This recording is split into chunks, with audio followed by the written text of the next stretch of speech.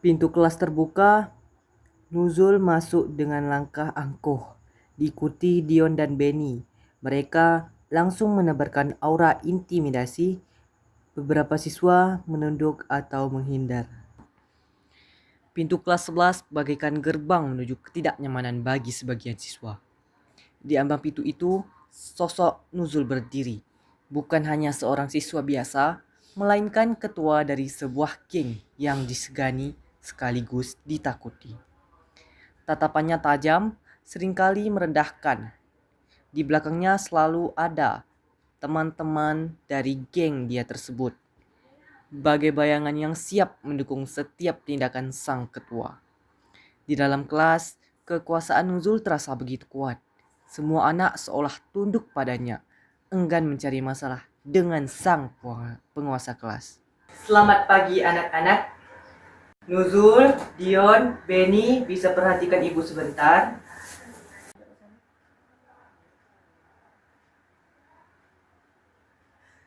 Ada apa sih Bu? Penting banget.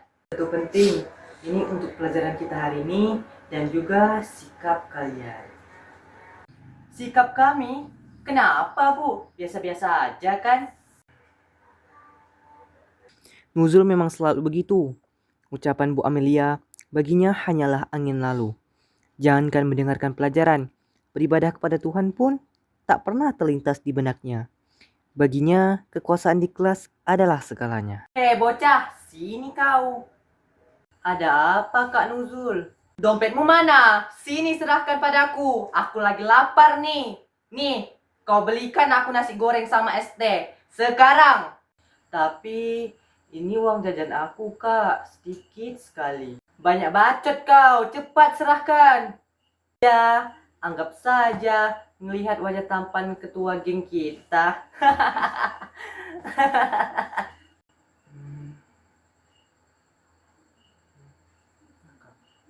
Nah, gitu dong. Jangan lama-lama. Tidak enak nanti, awas kau. Woi, kutu buku, lagi ngapain sih? Sok rajin banget. Lagi mengerjakan tugas, Nuzul. Tugas apa sih? Pasti membosankan kayak orangnya. Iya, nggak asik, nggak kayak kita-kita ini. Ini lihat. Wah, tulisannya jelek banget sih, kayak cakar ayam.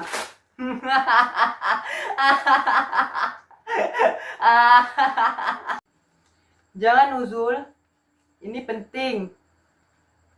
Penting apanya? Lebih penting lihat muka sedihmu. Puas rasanya. Ayo gengku, kita pulang. Capcus.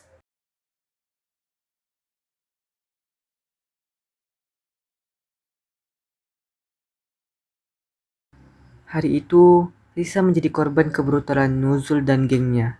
Di dalam kelas yang seharusnya menjadi tempat belajar yang aman, ketakutan justru merajalela karena ulah mereka. Beberapa waktu berlalu, suasana di rumah Nuzul tampak tegang. Terdengar suara gaduh dan isak tangis. Kemudian terlihat Nuzul terduduk lemas di ruang tamu, ditemani seorang polisi. Baik Bu, kami akan segera membawa tersangka ke kantor.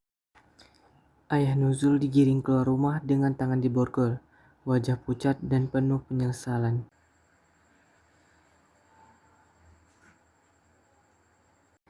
Ayah Nuzul terdakwa melakukan korupsi berat dan dia mendapatkan hukuman mati.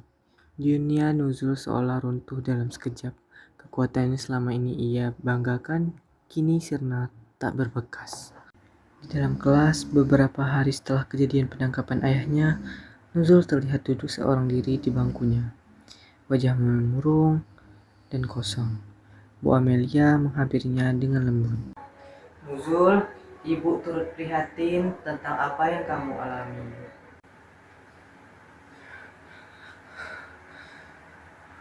Bu, ibu tahu ini berat, tapi kamu tidak sendiri.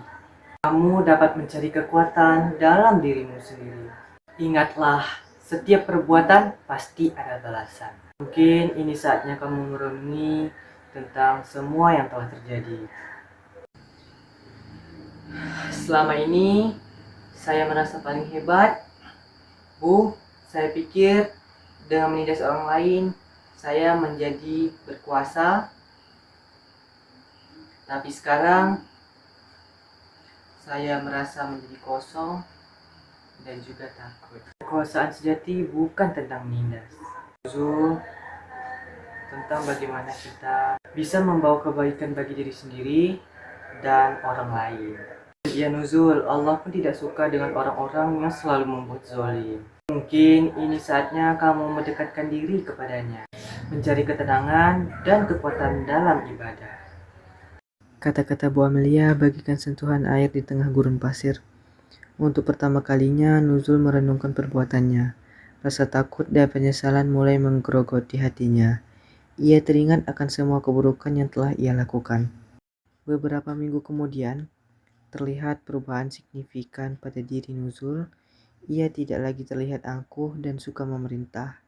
Ia memperhatikan pelajaran Bu Amelia dan bahkan terlihat mengikuti kegiatan ibadah di sekolah. Bagus sekali Nuzul, kamu semakin hari semakin rajin belajar. Terima kasih Bu, sekarang saya telah sadar bahwa belajar itu sangat menyenangkan dan beribadah juga dapat menenangkan.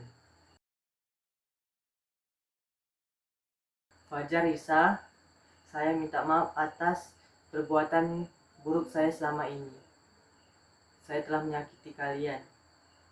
Saya benar-benar menyesal. Ya Nuzul, kami berdua telah memaafkanmu. Saya janji, saya akan menjadi orang yang lebih baik. Nuzul kemudian terlihat membantu temannya yang kesulitan mengerjakan soal. Jion dan Benny pun mulai mengikuti perbuatan positif pada diri Nuzul.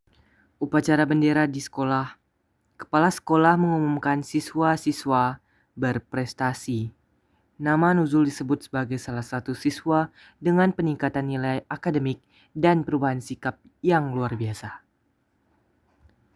Kepala sekolah memberikan penghargaan kepada Nuzul. Dan penghargaan khusus dan perbaiki jati diri diraih oleh Nuzul kelas 11. Nuzul maju ke depan dengan wajah haru dan menerima penghargaan diri dari kepala sekolah.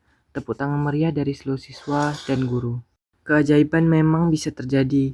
Kesalahan dan kegelapan masa lalu tidak menghalangi seseorang untuk berubah menjadi lebih baik. Nuzul, si pembuli yang ditakuti, kini telah bertransformasi menjadi siswa yang rajin, patuh, dan bahkan berprestasi. Hukuman yang menimpa ayahnya menjadi pukulan telak yang membuka matanya akan arti keadilan dan pentingnya berbuat baik. Cahaya hidayah telah menyinari hatinya, membimbingnya menuju jalan yang lebih mulia.